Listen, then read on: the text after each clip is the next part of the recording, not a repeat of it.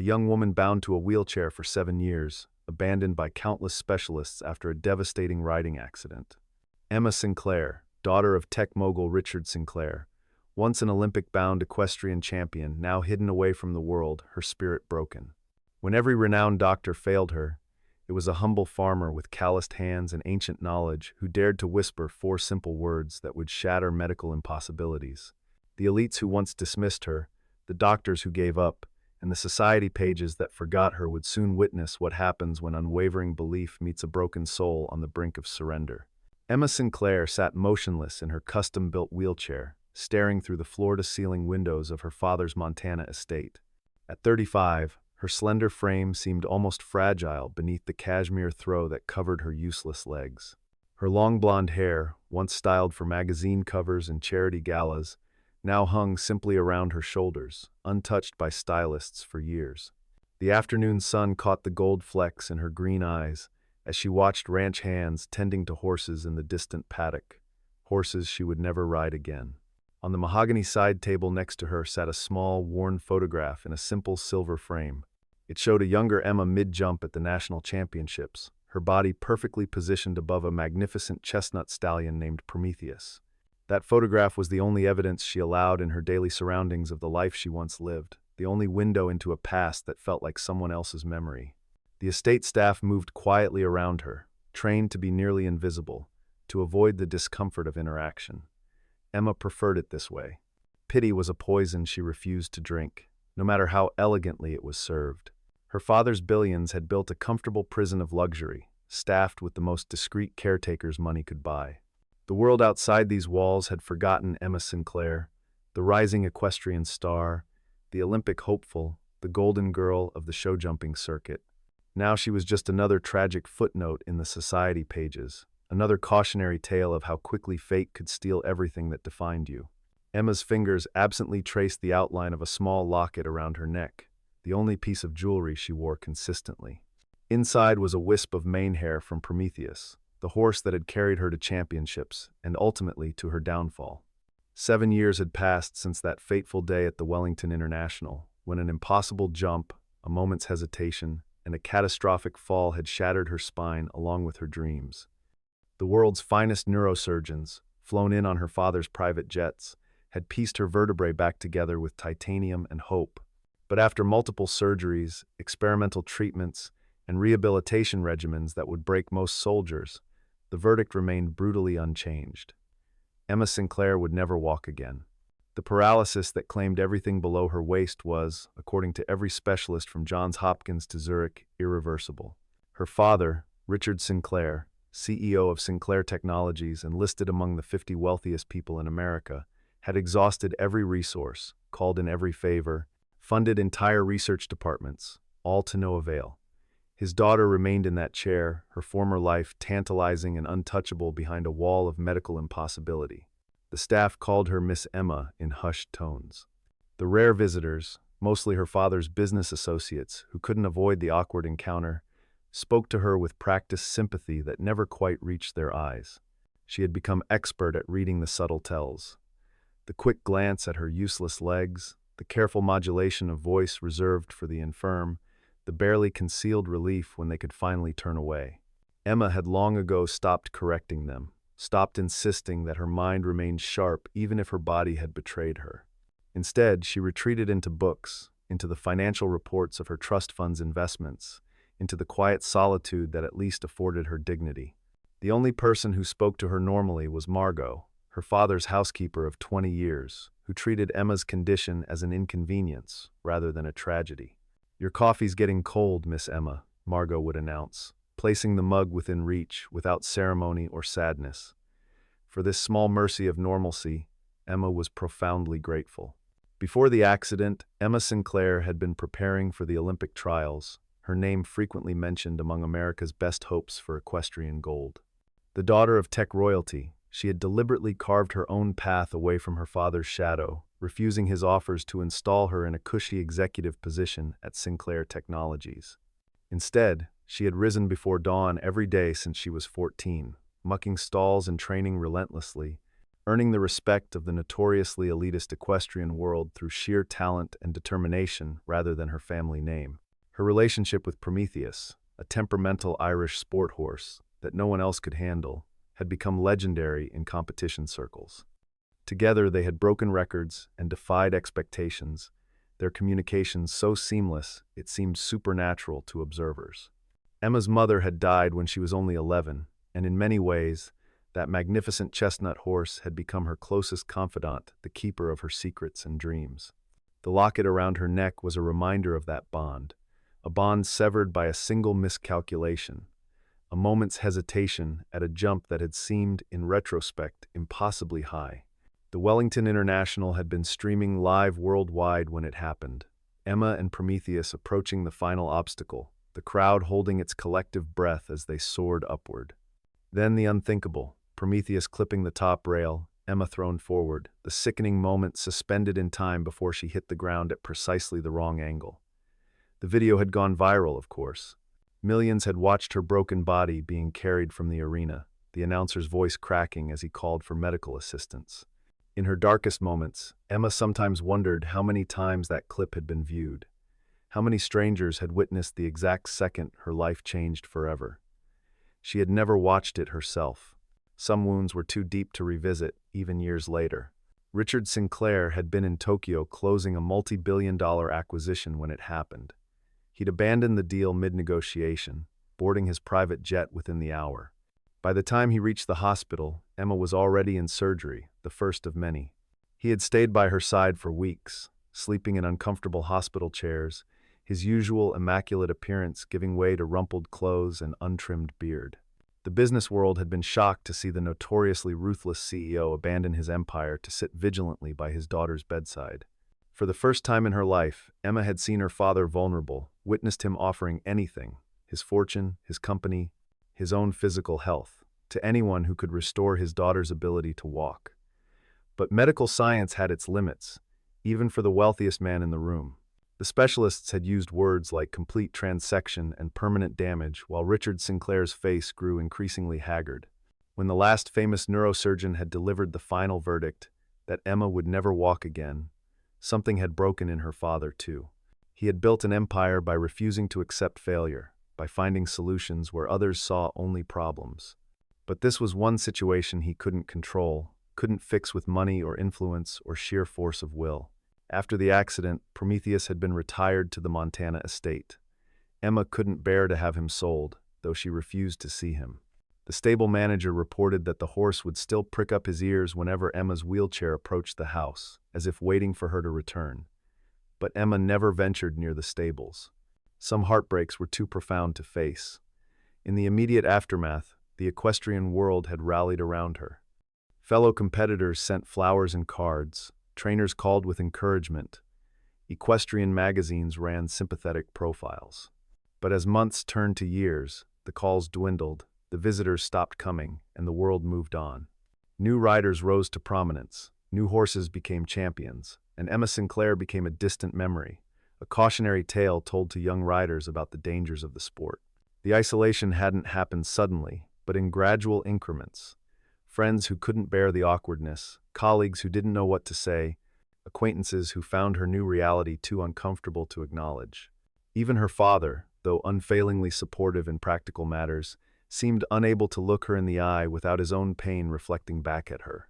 They spoke of investments, of property management, of the abstract future, never of horses, never of competitions, never of the life that had been stolen. The doctors had encouraged Emma to find new pursuits, new passions to replace what she had lost. Well-meaning therapists suggested painting, writing, even computer programming, as if these could somehow fill the void left by the wind in her hair, as she and Prometheus thundered around a course in perfect harmony. She had tried, half-heartedly at first, then with growing frustration as her new limitations became apparent. Even simple activities required complex adaptations, each one a fresh reminder of what had been taken from her. Eventually, she stopped trying. Instead, she retreated further into herself, her world shrinking to the confines of the Montana estate, her interactions limited to staff and the occasional video call with her father when business kept him away. The local townspeople whispered about the reclusive daughter of the tech mogul, creating elaborate stories about her condition and her isolation. Some said she was deformed from the accident, others that she had lost her mind along with the use of her legs. Emma heard these rumors from the house staff and found them darkly amusing. Let them think what they wanted. The truth, that she simply couldn't bear to be seen as an object of pity, was too raw, too honest to share. 7 years passed this way, each day bleeding indistinguishably into the next. Until the morning Margot entered the sunroom with an unusual request. "There's a man at the gate," she said, straightening the throw pillows with practiced efficiency. "Says he's here about the horses.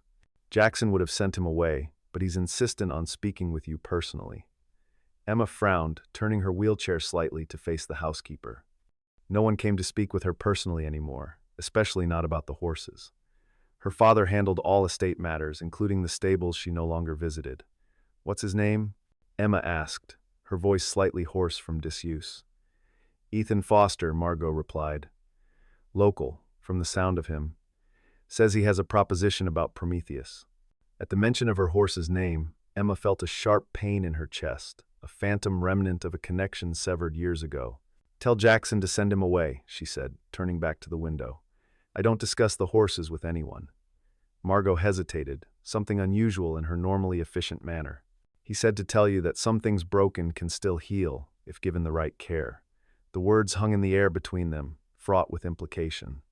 After a long moment, Emma sighed. "Fine. 10 minutes, in the front parlor, not a second more." Ethan Foster was nothing like Emma had expected. In her mind, anyone interested in Prometheus would be from the equestrian world, polished, affluent, speaking the specialized language of competitive riding. Instead, the man who stood awkwardly in the parlor wore worn jeans and a faded flannel shirt, his hands calloused and weathered from manual labor. He was perhaps 40, with sun-creased skin around remarkably kind eyes, and he removed his battered hat when Emma wheeled into the room. "Miss Sinclair," he said, with a slight nod that somehow managed to convey respect without pity, a distinction few mastered in her presence. "Thank you for seeing me." Emma positioned her wheelchair across from him, maintaining a deliberate distance. "Margot says you have a proposition about my horse," she said coolly. "You have 9 minutes remaining." If her brusqueness bothered him, Ethan didn't show it. "I run a small farm about 20 miles east of here," he explained. "Nothing fancy, just enough land to grow some hay and keep a few animals. My daughter, Lily, she's 14 and has a way with horses. Been helping rehabilitate some troubled ones for neighbors." Emma raised an eyebrow, unimpressed. "Prometheus isn't troubled. He's a champion show jumper, retired after..." She stopped herself, unwilling to speak of the accident aloud. "He's well cared for here." Ethan nodded, his eyes never leaving hers. No doubt about that. But horses like him, they're not built to be pasture ornaments. They need purpose. He paused, seeming to choose his words carefully. "I've seen him, from the road. Most magnificent animal I've ever laid eyes on. But he stands at the fence for hours, watching the road like he's waiting for something. Or someone." Emma felt her throat tighten, her defenses momentarily cracking. The image of Prometheus waiting was almost too painful to contemplate. She recovered quickly, her voice hardening. "You want to buy him? He's not for sale, at any price." Ethan shook his head. "I couldn't afford a horse like that if I sold my entire farm. No, I'm proposing something different, a partnership of sorts." He leaned forward slightly, intensity in his gaze. "Let my daughter work with him. Just a few hours a week. No riding, just groundwork. Give him something to look forward to, a purpose again." Emma laughed, a sharp sound devoid of humor. "And why would I agree to that? So your daughter can have bragging rights about handling a famous horse. So you can tell everyone you have access to the Sinclair estate?" Something flashed in Ethan's eyes, not anger, but a quiet determination. "My daughter doesn't know who you are, Miss Sinclair. She doesn't follow show jumping or care about famous names. She just loves horses, broken ones especially." He paused, then added softly, "She thinks broken things are often the most beautiful." The words landed with unexpected weight. Emma looked away, fighting a sudden, unwelcome emotion. "Your time is up, Mr. Foster," she said, reaching for the call button that would summon Jackson to escort him out. Ethan stood, replacing his hat. "I understand," he said simply. Then, almost as an afterthought. "We lost Lily's mother 5 years ago. Cancer. The horses saved her, gave her a reason to get up when the grief was heaviest. I thought maybe Prometheus could use some of that same medicine." He reached into his pocket and placed a simple business card on the side table. "If you change your mind." As Jackson appeared to lead him out, Ethan paused at the doorway. "One more thing, Miss Sinclair. I believe things broken can heal, whether they walk on 4 legs or sit in wheelchairs. Sometimes they just need someone who believes it's possible." Then he was gone, leaving Emma stunned and speechless for the first time in years. That night, sleep eluded Emma. Ethan Foster's words echoed in her mind, stirring emotions she had carefully buried. At 3 in the morning, she made a decision that surprised even herself. She called for her rarely used van and instructed a bewildered Jackson to drive her to the stables. The night air was cool against her face as her wheelchair rolled across the cobblestone path, the sound of sleeping horses growing louder as they approached. The stable manager, roused from his quarters by Jackson's call, stood nervously at the entrance.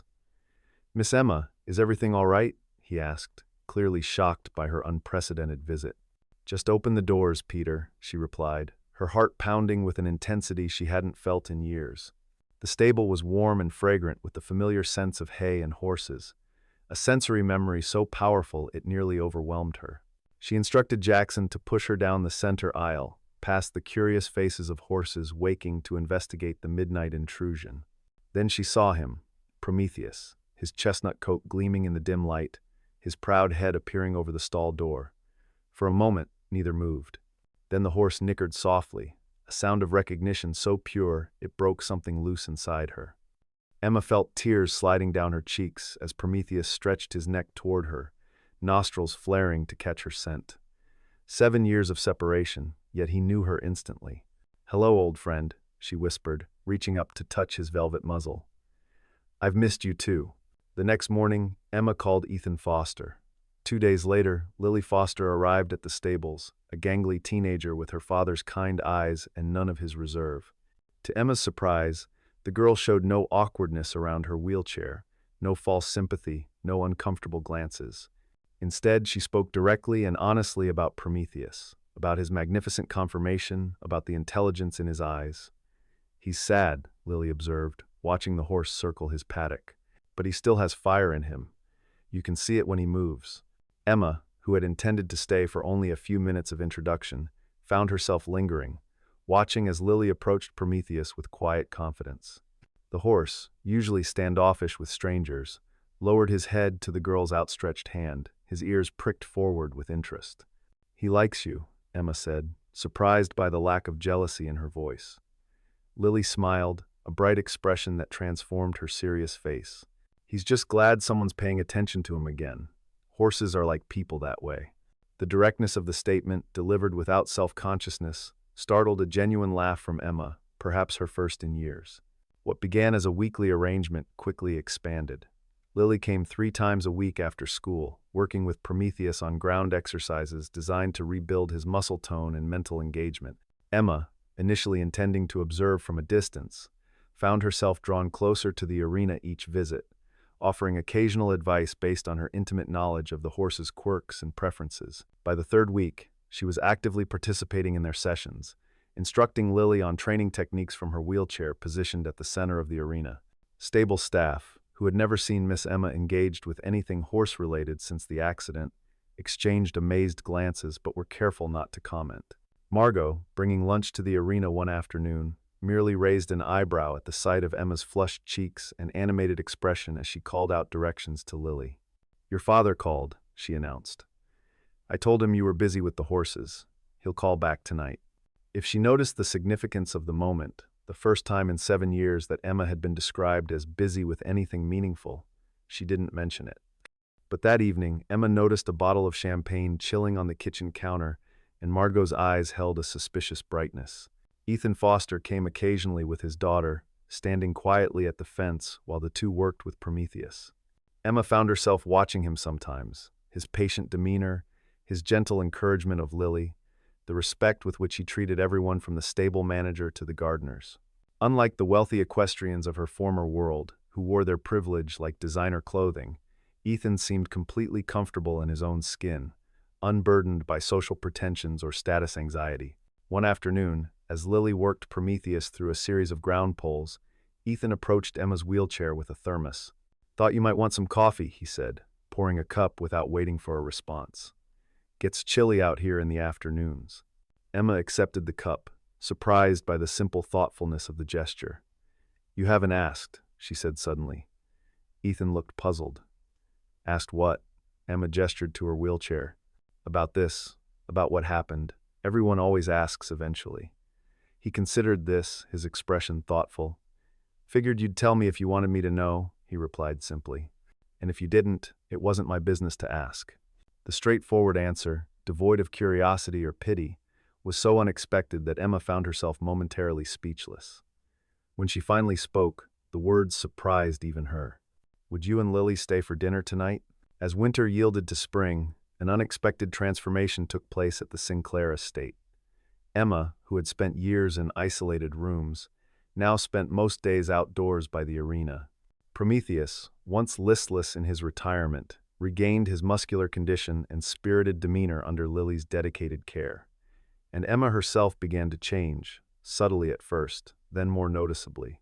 She started wearing riding clothes again, jodhpurs and boots that would never touch stirrups but still connected her to her former self.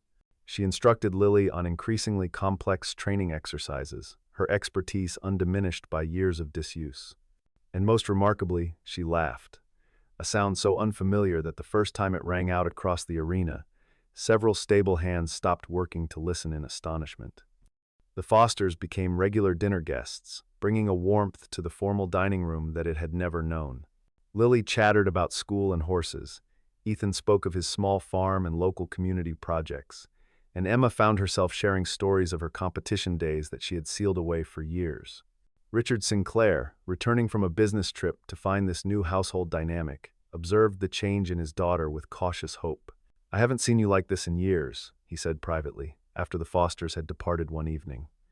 Emma merely smiled, unwilling to examine too closely the fragile new happiness that was taking root. One afternoon in late spring, as Lily led Prometheus through a particularly complex ground exercise, Ethan approached Emma with an unusual intensity. "I have a proposition," he said without preamble. "My farm, it's small, but the land is good. I've been thinking of expanding, maybe starting a rehabilitation program for injured horses." He paused, seeming uncharacteristically nervous. "I could use a partner with your expertise. Someone who understands both the physical and psychological aspects of recovery." Emma stared at him, understanding slowly dawning. "You want me to work with you? To leave here?" The idea was simultaneously terrifying and exhilarating. Ethan shook his head. "Not leave, just expand your world a bit. Come to the farm a few times a week. Help me set up the program. Your perspective would be invaluable." He hesitated, then added quietly, "And I think it might be good for you to have a purpose again, something beyond these walls."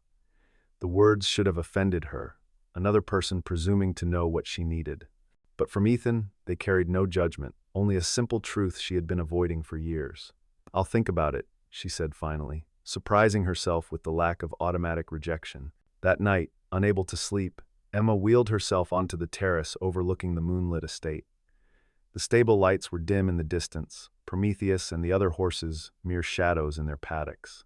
For 7 years, she had defined herself by what she had lost, by the abilities that had been taken from her.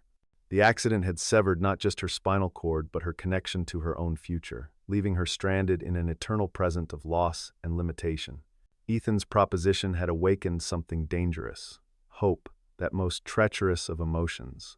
Hope had led to crushing disappointment in those early days after the accident, as specialist after specialist failed to deliver the miracle her father's money was supposed to buy. She had learned to live without hope, finding a certain bleak comfort in the certainty of her condition. But now, staring at the distant stables where she had reconnected with Prometheus, where Lily's cheerful determination had breached her carefully constructed walls, Emma felt hope's tendrils taking root again.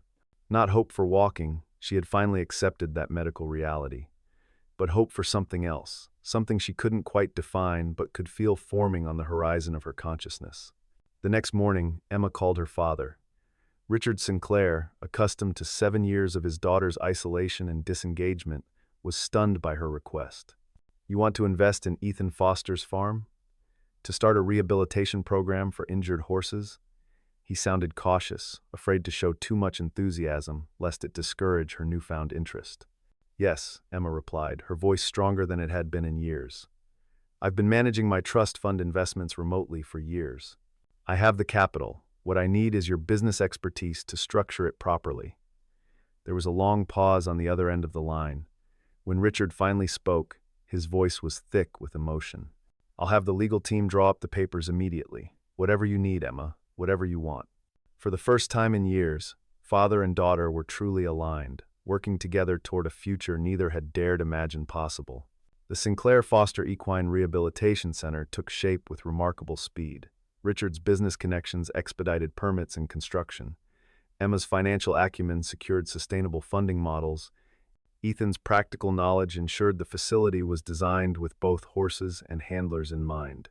And through it all, Lily continued working with Prometheus, preparing him for a new role as the program's ambassador and training horse. The center's opening day dawned clear and warm, the Montana summer at its most generous. A small crowd gathered for the ribbon cutting to the relay.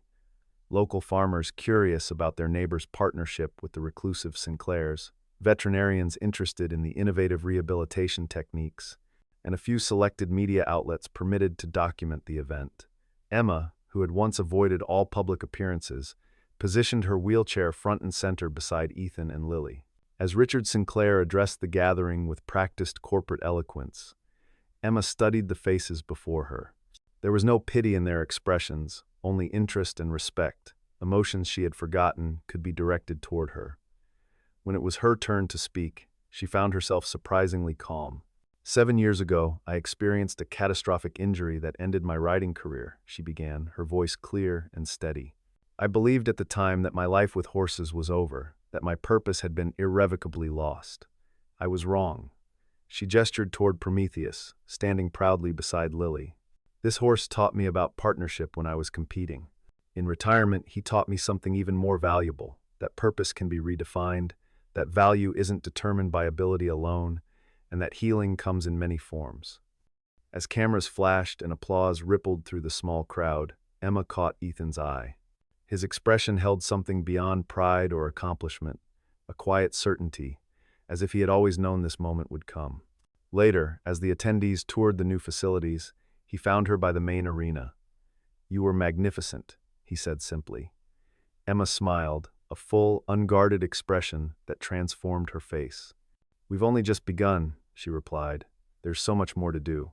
Ethan nodded, his hand briefly touching her shoulder. A gesture of partnership and something more. Something neither was quite ready to name, but both could feel developing between them. As the sunset painted the Montana sky in spectacular colors, Emma watched Lily leading Prometheus around the new arena.